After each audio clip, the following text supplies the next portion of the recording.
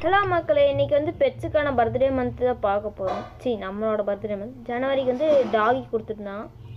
பிப்ரவரிக்கு வந்து முறைச்சி பார்க்குற பூனை, அனகொண்டா மாதிரி ஒரு ப்ளூ கலர் பாம்பு. மார்ச்சுக்கு ஐயோ பாவம்.